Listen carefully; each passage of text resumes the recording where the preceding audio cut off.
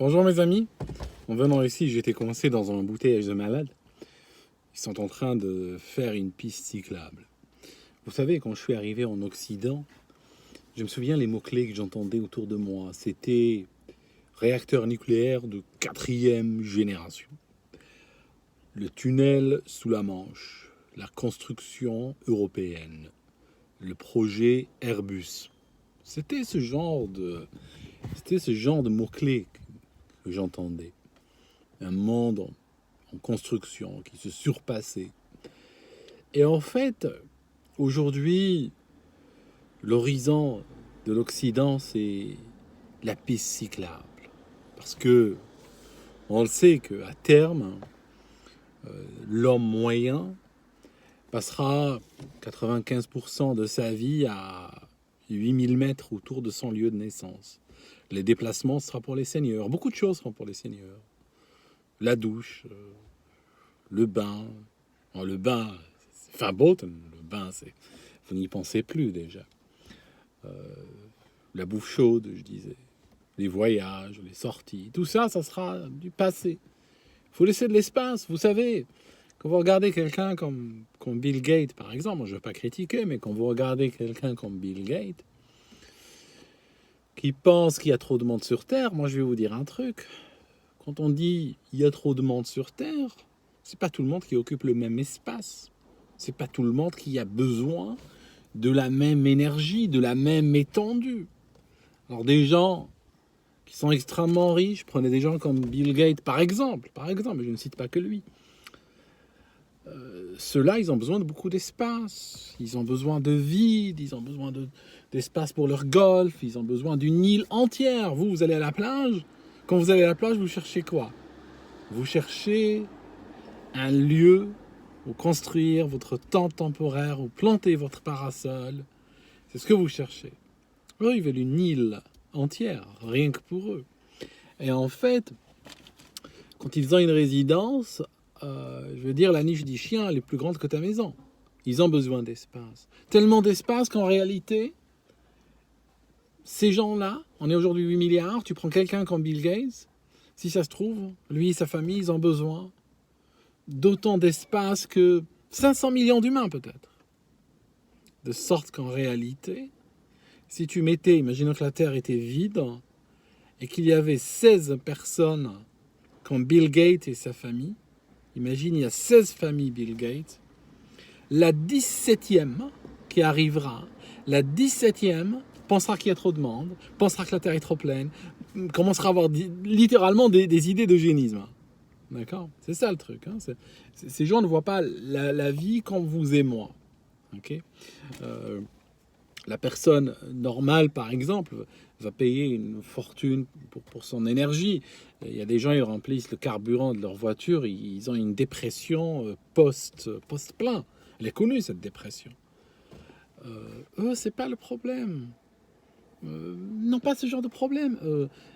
Toi, tu veux acheter un billet d'avion pour 275 €, tu l'achètes pas tout de suite, tu reviens le lendemain, le prix a augmenté de 15 €. Hein, tu te sens mal. Lui, quand il prend un vol, il a un jet privé qui déjà, même sans voler, lui coûte une fortune. Le jour où il vole, ça lui coûte 25 000 € de l'heure. Je veux dire, il ne vit pas dans la même dimension que toi et moi. Il n'est pas dans cette même dimension. Lui, il s'en fiche que le plein de la voiture coûte 1000 €. Et après, qu'est-ce qu'on a à foutre? Et le plein de la voiture, l'essence coûte 25 € le litre. Et après, lui, il voit des avantages. Parce que toi, si l'essence coûtait 25 € le litre, c'est tout ton salaire qui partirait. C'est 100% de ton revenu. Mais lui, si l'essence coûtait 25 € le litre, c'est même pas le 0,001% de son revenu qui y passerait. Donc pour lui, c'est rien du tout. Pour lui, c'est comme si pour toi, quelque chose coûte 5 centimes et puis après, elle coûte 20 centimes. Je veux dire, c'est rien, tu ne sentiras pas la différence. Voilà comment ils réfléchissent. Mais en échange, si l'essence coûtait 25 € le litre, les routes seraient vides pour eux. Si un billet d'avion Paris-Londres coûtait 5 000 €, il n'y a pas de problème. Ils seraient prêts à le payer. Ça coûte toujours moins cher que le jet privé. Et l'aéroport serait vide. Ils auraient un service première classe. Ils auraient peut-être même, comme à l'époque du Titanic, ils auraient même l'orchestre sur le tarmac avant le décollage de chaque avion. D'accord? On vit pas dans la même dimension, eux et nous. D'accord. Je sais pas pourquoi je vous ai parlé de ces gens-là. À propos de parasols, j'aimerais attirer votre attention de manière particulière sur le danger des parasols. J'étais à la plage l'autre jour. Hein, on ne peut pas aller plus loin. On peut aller qu'à la plage maintenant. Hein. Nos maîtres ont dit non, tu ne vas pas. Hein, tu restes à la maison. Hein. Hein, c'est essentiel ta sortie. Hein. Hein, vous voyez, hein, on a atteint des sommets là maintenant. Hein. Mais attention, c'est le Covid. Alors aujourd'hui, ils nous ont dit que et je vous raconte pas de conneries. La loi, elle date de 1984. Hein. Sérieux, hein, textuel, c'est comme je te le dis.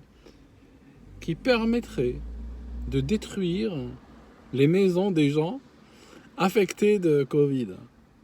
Oui, oui. Si genre une personne arrive, demande l'adresse, t'es positif, ok, d'accord. Ok, ça va, cette fois-ci, on dit rien. Hein. Ok, cette fois-ci, on passe la main. 2 jours plus tard, il y a ton conjoint ou ton fils qui arrive et puis c'est Covid. Là, ça finira au JCB, cette histoire. Hein. Ils ont le droit de raser. Et la voiture, pareil. Hein. La caisse. Elle va à la casse. Ils vont l'écraser comme ça. Il sortira en conserve. Alors, j'espère pas, hein, parce qu'après, tous les gens qui mangeront les conserves, ils ont le Covid. Hein. C'est un sale temps, mes amis. Hein. Nous vivons une sale époque. Hein. Alors, je disais que les parasols, j'étais à la plage, et à un moment donné, j'entends des gens crier, je me retourne, je vois quoi? Je vois un parasol qui est en train de tourner. Alors, le parasol, ça ressemble à un gros parapluie, n'est-ce pas? Énorme, avec une prise de vent énorme. Prise au vent énorme.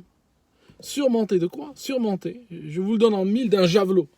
Pointu, comme ça. Je l'ai chopé, je l'ai attrapé.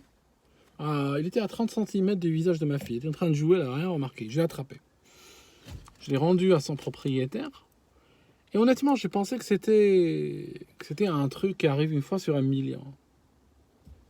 Après, je vais plus tard à la plage, une semaine plus tard. Je suis assis, je vois quoi? J'entends des gens crier, je vois un parapluie, enfin un parasol en train de tourner parmi les gens. Il a évité plusieurs personnes de justesse, y compris des enfants. Toujours surmonté de son javelot. Je fais une recherche Google aujourd'hui. Aux États-Unis, l'année dernière, 32 000 personnes blessées par des parasols. Une personne a été tuée par un parasol. C'est planté dans son cœur. Donc voilà, c'est hyper inquiétant, mes amis. Il y a beaucoup de choses dangereuses dans ce monde. Et on ne peut jamais savoir d'où les saloperies peuvent nous tomber dessus. À propos de choses dangereuses, je voulais vous parler du Liban. Vous savez, hein, comme vous, je suis comme vous, hein, j'ai vu cette horrible explosion de Beyrouth.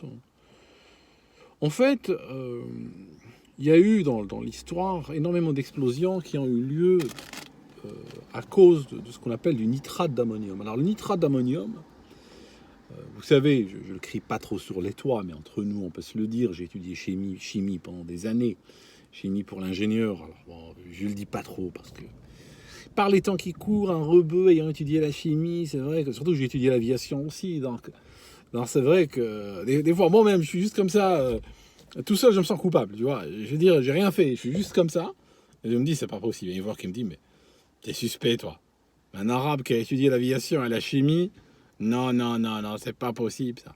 Donc, mais je vous assure, je suis blanc comme neige. Et en fait, je vous disais que le nitrate d'ammonium est une substance cristalline, une sorte de poudre qui ressemble à du sucre, une poudre blanche. Beaucoup de gens qui me regardent de Paris, les bien-pensants, hein, ça va leur rappeler des souvenirs, la poudre blanche. Hein, mais c'est pas de celle dont je parle. Alors bon, vous me connaissez, hein, toujours, hein, d'accord, héros. Zéro héros, comme disait Gainsbourg. C'est vrai que les produits chimiques sont produits par mon cerveau. Vous savez que nous avons tous des usines à produits chimiques. Hein. Si on doit ouvrir ton cerveau et regarder ce qu'il y a dedans, tu serais aux arrêts immédiatement. Et des pays, on te condamnerait à mort pour les substances chimiques que tu as dans ton corps. C'est dingue. Mais il y a des gens qui, au lieu de se mettre dans des conditions, dans des situations où, qui font que leur cerveau génère des choses agréables, vont vouloir prendre des produits chimiques et se les injecter ou autre. Ça, c'est une véritable saloperie. Je disais que c'est une substance cristalline blanche qui est utilisée comme engrais. Elle coûte pas cher et tous les pays du monde, hein, tous les ports du monde. Hein, tu vas regarder aujourd'hui au port d'Amsterdam ou de Rotterdam ou d'Alger ou de Marseille ou autre, ou Tunis ou autre, tu vas en trouver des montagnes de cette matière-là. C'est une substance blanche cristalline. La formule chimique NH4NO3. Alors vous savez, les produits azotés, les plantes adorent. Mais la chimie de l'azote est une chimie où il y a beaucoup de veuves et d'orphelins. L'azote, vous savez, par exemple, quand on écrit oxyde d'azote, il y a des oxydes d'azote dans l'air. Je respire de l'azote, principalement, là, maintenant. Je suis comme vous. Azote, on a plus d'azote que d'oxygène dans l'air qui nous entoure. On a, alors, grosso modo, 20%, 80%, plus le reste, des bricoles. Mais 80% d'azote qui nous entoure. Et il y a de l'oxygène aussi. Ils ne réagissent pas ensemble. Ils ne réagissent pas. Par contre, quand on a des conditions, moteur de voiture, moteur d'avion et tout ça, ils peuvent réagir ensemble. Et on crée des oxydes d'azote. On les écrit comment, oxydes d'azote? C'est quoi la formule? On écrit NOx. Pourquoi on écrit NOx? Pourquoi quand on parle, par exemple, oxyde de carbone, on n'en a que deux en fait. On a le CO2, CO2. Et le monoxyde n'est même pas super stable en soi. Alors que les oxydes d'azote, il y a toute une famille. C'est cette versatilité de l'azote qui lui permet de faire des liaisons dans tous les sens. Le problème, c'est que certaines de ces liaisons sont stables et d'autres sont instables. Et quand on dit instable en chimie, c'est que ça peut réagir brutalement. C'est le cas de beaucoup de produits chimiques qui contiennent justement de l'azote. Par exemple, TNT. Le N, c'est quoi dans TNT? Trinitrotoluène. Nitro, on est en train de parler d'azote. Un autre, nitroglycérine. Pareil, nitro. Là où il y a du nitro, c'est comme là où il y a des perchlorates, par exemple. Des choses comme ça, quoi. Acide picrique. Quoique, acide picrique, je ne me rappelle plus. Ça a été utilisé dans les grenades à main durant la Première Guerre mondiale. L'acide picrique. Je ne me rappelle plus peut-être s'il y avait de l'azote dedans. Je parie qu'il y a de l'azote dedans, mais je ne suis pas sûr. En tout cas, notre NH4NO3, nitrate d'ammonium, il a nitrate, vous voyez, nitrate d'ammonium. L'ammonium aussi contient de l'azote. Vous voyez, il y a deux azotes dedans. Il y a deux, mais sous deux formes différentes, dans la même molécule. Donc, il est prêt à réagir. Il a déjà détruit des villes entières. Texas City, 1917, je crois, il y avait une barge. Pleine de nitrate d'ammonium. Il n'est pas cher, il en faut des tonnes. On va pas, un agriculteur va pas t'en acheter 2 kilos. Ils en achètent des tonnes. Alors, puis après soleil, il fait quoi le nitrate d'ammonium? Il fait comme le sucre. Il se mouille, il est très hydrophile, il est capable de choper beaucoup d'humidité dans l'air, et surtout quand ça tombe dessus directement. Et après, quand il sèche, il forme des blocs. Le sucre ferait pareil. Le gars, il fait quoi? Le gars, pour pouvoir vider la barge, il est coincé. Le jobard arrive, on lui demande de vider la barge, il y a des blocs de plusieurs tonnes. Il fait quoi? Mettez-vous à sa place. Il prend un marteau-piqueur. Il arrive et commence. Je veux dire, voilà quoi. C'est le reste, c'est de l'histoire. Jusqu'à maintenant, il y a des mémoriaux dans cette ville pour cette tragédie. 600 personnes, je crois, avaient été tuées. Je pense qu'à Beyrouth, ça finira probablement avec un bilan similaire. Partie de la ville rasée. Désastre. Un autre désastre, plus proche de nous. Terrorisme cette fois-ci. Timothy McVeigh, Oklahoma City, le bâtiment des FBI. Le mec avait ramené une composition à base justement de 2 tonnes de nitrate d'ammonium dans un fourgon. Il a fait exploser tout ça en face du building. Le building est soufflé. Vous regardez le building, il y a cette onde de choc qui part à 2500 mètres par seconde, plus rapide que le son. Je veux dire, elle t'éclate avant que tu l'entendes. Et le building est complètement éventré.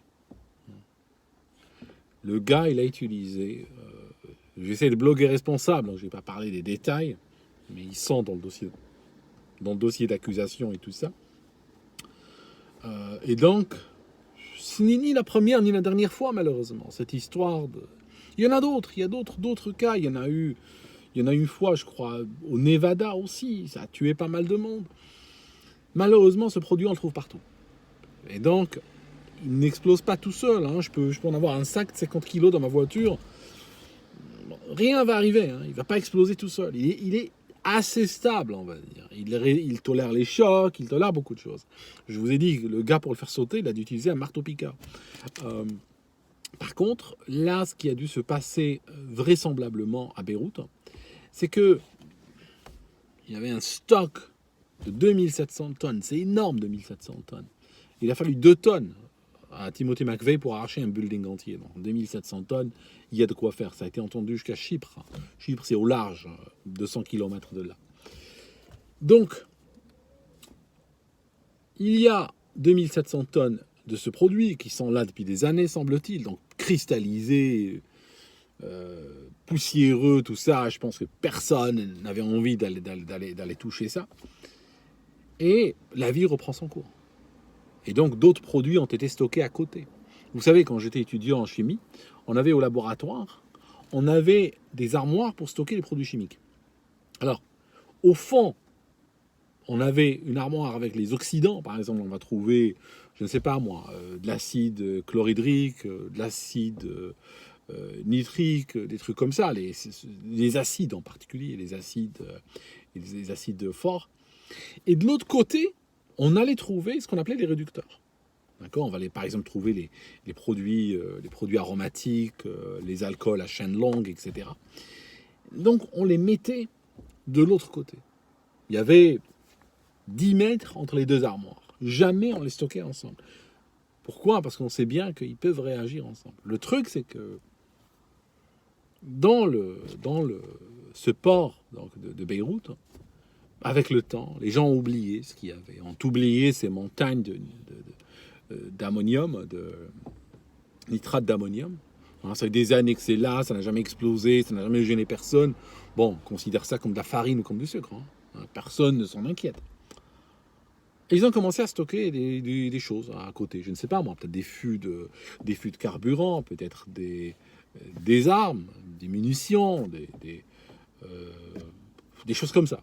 D'autres produits chimiques, d'accord, qu'on trouve normalement dans un port. Ils sont en transit, ils sont à l'arrivée, ils sont au départ. Puis à un moment donné, il y a eu un feu.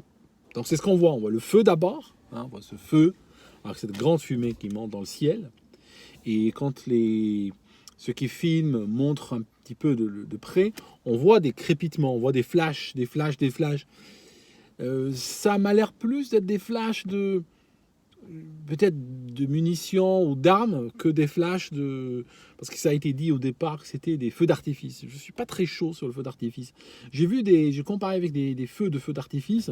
On voit la colonne de fumée monter, mais elle est pleine de feux d'artifice qui explosent. Là, on n'a pas de feux d'artifice qui explosent. Enfin, ça a fait que les gens ont commencé à filmer. Certains sont même arrêtés sur la corniche, sur la route, ils ont commencé à regarder. Et ça, j'aimerais attirer votre attention de manière particulière. C'est plus dangereux que les parasols. Si vous voyez un truc, un merdier en train de brûler, usine, port, un truc, juste éloignez-vous, quoi. Déjà, même une voiture qui brûle bien, tu restes pas à côté. Bon, ça n'explose pas toujours comme dans Hollywood, mais ça peut. Là, quand tu vois une usine ou tu vois un entrepôt industriel ou une zone industrielle en train de brûler, tu sais quoi ? Juste dégage, quoi. Casse-toi, ne reste pas là. Parce que la plupart des morts arrivent justement sur les explosions secondaires après. Parce qu'après, tu as des tours qui contiennent du gaz, tu as des gazomètres, tu as d'autres produits chimiques, tu as plein de choses, tu as des citernes avec des produits dont tu n'as même pas envie d'entendre parler, qui peuvent exploser. Et à ce moment-là, c'est ce qui est arrivé. Les gens qui étaient sur la corniche ont été déchiquetés. C'est clair.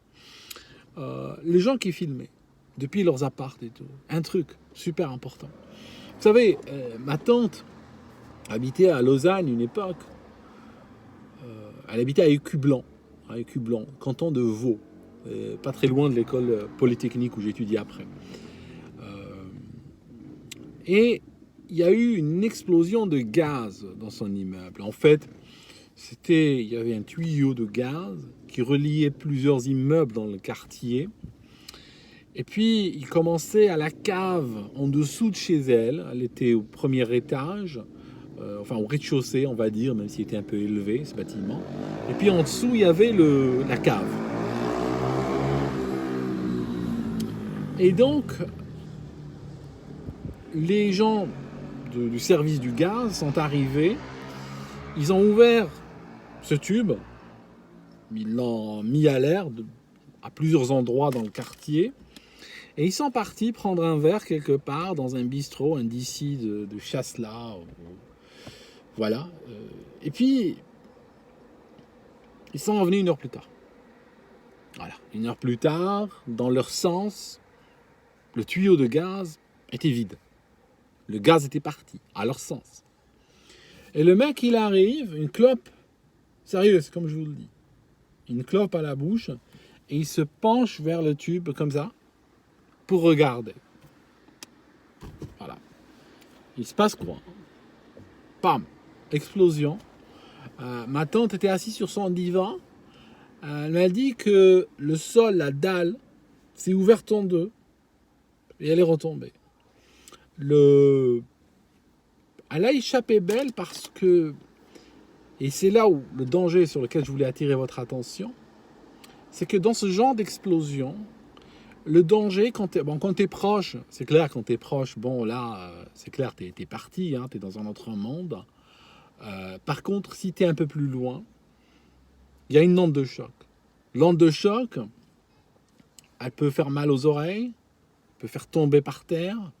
Un ami qui était dans les chars, il m'avait dit qu'il fallait garder la bouche ouverte. Hein. Ah, c'est ce qu'ils faisaient eux quand ils tiraient, paraît-il, au canon, pour que la pression soit la même du côté du tympan. Mais le danger vient des vitres, les baies vitrées, les vitres, parce qu'elles explosent sous l'onde de choc. Et donc, ces morceaux de verre, grands, petits, autres, sont soufflés. Et ils peuvent venir frapper la personne. Et donc, ça peut faire mal jusqu'à tuer. C'est pour ça qu'on voit des gens qui circulent avec des t-shirts maculés de sang, justement à cause de ces blessures. Des fois, c'est superficiel. Plus souvent, c'est superficiel. Mais ça peut tuer. Elle a eu de la chance parce que la vitre a explosé, mais elle a explosé vers l'extérieur. Et puis, elle a été enroulée de rideaux. Elle était assise près des rideaux. Et donc, la seule chose qu'elle sait, c'est que le sol s'est soulevé. Elle entend une explosion énorme. Elle est enroulée dans son rideau et elle est par terre. Voilà le truc. Et dehors, elle sort, il y a toutes les affaires de son placard et tout qui étaient dans l'arbre en face. D'ailleurs, elle avait parlé au journaliste à l'époque, il cite son témoignage dans une gazette locale. Donc, pour vous dire, le danger, justement, c'est ça. Vous voyez les gens regarder, alors qu'à l'évidence, il pourrait y avoir des explosions secondaires. Il faut s'éloigner des vitres. Il faut s'éloigner le plus rapidement de l'endroit. L'énergie de l'explosion diminue très vite avec la distance. Je crois qu'elle diminue au carré de la distance. C'était au cube ou au carré de la distance? Non, je crois que l'énergie, c'est au carré de la distance. Je dois vérifier ça. Mais elle diminue très rapidement avec la distance. Donc, plus on est loin, hein, si on est en voiture, il vaut mieux faire demi-tour et puis s'éloigner. On s'en fout des caméras qui flashent et tout ça, et des points de permis. S'éloigner le plus possible. Si on est à la maison, dernière chose, le mort, il est derrière sa vitre en train de regarder. D'accord, ça c'est le mort. Il est derrière sa vitre en train de regarder. Parce que quand ça explosera, la vitre va passer à travers son corps. Et donc il faut essayer de se planquer dans un endroit où il n'y a pas de verre, quoi. Juste aller se coucher sous un lit, par exemple, ou un truc comme ça, quoi. Juste aller se coucher sous un lit, attendre la déflagration, et puis voilà. C'est terrible. Et ce que j'espère que d'autres villes portuaires aujourd'hui, hein, on voit des inspecteurs aller regarder un petit peu s'il n'y a pas des saloperies qui traînent depuis des années, parce que ce qui est arrivé là à Beyrouth, honnêtement, ça aurait pu arriver dans n'importe quelle ville portuaire. Je suis sûr que c'est vrai que les Arabes sont un petit peu moins procéduriers que les autres, hein, mais je suis sûr que potentiellement on pourrait trouver des choses similaires, même en Europe, aux États-Unis. C'est déjà arrivé aux États-Unis plusieurs fois. Donc J'espère que les gens iront regarder et puis voir s'il n'y a pas moyen de sécuriser un petit peu leur cargaison ou les séparer en petits blocs ou accélérer le flux pour que ça traîne pas trop près des villes et tout. Et malheureusement, le problème, c'est ça. C'est que là où tu as des ports, tu as des villes portuaires, donc tu as le port, et puis ben voilà quoi, puis des milliers d'habitations autour, donc forcément quoi. Enfin mes amis, je vous laisse, hein, n'est-ce pas? Je vous laisse. Vous voyez, le temps d'une vidéo, je passe par tous tous les tempéraments, par toutes les émotions. Bon, c'est normal, hein, c'est la vie, hein, on est comme ça. Hein. On est comme ça, hein. Des fois on est drôle, des fois on est triste, des fois. Mais vous savez, moi je vais vous raconter une histoire pour la route. Vous savez, j'allais partir, mais je vous raconte une autre. Il y avait un gars, il s'appelait. Enfin, je vais pas dire son nom quand même, putain. Le nom de personnes qui écoutent. Euh, allez, oui, un gars en Algérie. En Algérie. Je connaissais un gars en Algérie. Et puis il rêvait de partir en Europe, le pauvre. Il rêvait de partir et il n'a jamais réussi vraiment à partir. Il a tenté plusieurs fois, il n'avait pas de chance. Chaque fois, il se faisait gauler et puis il, il l'expulsait. Il avait tenté beaucoup de fois et puis la dernière fois, il s'est fait arrêter par un chien. Oh, c'était une époque où c'était mal vu de griller les frontières. Hein. Je vous parle, on est dans les années 80, 90, début 90. C'était mal vu de griller les frontières européennes. Aujourd'hui, bon, c'est un droit humain, quoi. Le mec, il traversait avec ses copains entre l'Autriche et l'Allemagne. Il s'était couché au moment où la police des frontières arrive, il s'était couché sous les sièges du train. Hein. Il s'était couché sous les sièges, lui et ses amis. Chacun pris un siège, ils sont couchés pour que la police ne les voit pas. Le problème, c'est qu'au moment où il voit les bottes de la police, il voit aussi quatre pattes du chien, quoi. Mais bon, le chien l'a sorti. Il est revenu en Algérie, il a eu des difficultés dans sa vie, et puis son père est mort, et puis il a abandonné tout espoir de partir. Et puis au bout d'un moment, il a commencé à perdre, après avoir perdu l'espoir de partir, après avoir perdu l'espoir d'une vie meilleure, il a commencé à perdre la tête. Je me souviens que il rôdait dans la ville, avec un petit sac de voyage Adidas, plein de revues de karaté. Des revues de karaté. Il y en a, hein, des revues de karaté. Des revues. Bon, j'espère qu'il y en a toujours. Hein, je ne sais pas. Mais à l'époque, il y en avait. Il avait plein de revues de karaté. Anciennes, le plus souvent. Il marchait avec, comme ça. Puis quand il me croisait, il savait que j'habitais à l'étranger. Il me disait: Est-ce que tu as ramené des revues de karaté? Je lui en ai ramené des fois. Est-ce que tu as ramené des revues de karaté? N'importe quoi. Karaté, même judo, je prends. Et j'essayais des fois de discuter avec lui. Et tu lui dis n'importe quoi. Tu dis, tu sais, on lui parlait de choses des fois de plus en plus grosses pour essayer de sentir un peu son attachement au monde. Il avait une réponse tout le temps la même, invariable. Tu lui dis par exemple, tu sais, ils ont frappé l'Irak. C'est ce qu'il te répondait? Ouais, mais tu sais, de ma part, nique leur mère. Voilà. Tu lui dis n'importe quoi. Tu sais, le président de tel pays est mort. Ah oui, mais de ma part, tu sais, mon frère, de ma part, nique sa mère. N'importe quoi, tu vois. Machin, il y a eu une tragédie dans tel pays, il y a eu un tremblement de terre, il y a eu 10 000. Ouais, mais mon frère, de ma part, moi, nique leur mère. Quoi. Donc, tu comprends, il vivait dans son monde et tout le reste, c'était nique sa mère. Et il y a des jours où réellement, j'ai envie ça. La paix dans laquelle il vivait. Je me demande peut-être que à l'époque, nous pensions qu'il avait perdu la tête. Aujourd'hui, je me demande s'il n'avait pas trouvé la sagesse. S'il n'avait pas atteint une forme de nirvana. Et il y a des jours où j'ai envie d'être pareil. Il y a des jours où j'ai envie de tout oublier, tout abandonner, m'acheter peut-être une planche de surf, l'attacher sur cette voiture, sur le toit, aller à la mer tous les jours, la jeter dans l'eau, nager, puis rentrer le soir. Voilà. Puis si quelqu'un me dit, oui, tu sais, il y a le confinement, il y a le Covid, il y a un truc au Liban, il y a Trump qui a perdu les élections, il y a Trump qui a gagné les élections, ils s'entretués, ils ont manifesté. Tu sais ce que je répondrais? Je répondrais, tu sais quoi, mon frère, de ma part, De ma part, tu sais, moi, tu me connais. De ma part, c'est nique sa mère, quoi. Voilà. Peut-être je deviendrai comme ça un jour. J'ai du chemin à faire, en tout cas. À bientôt, mes amis.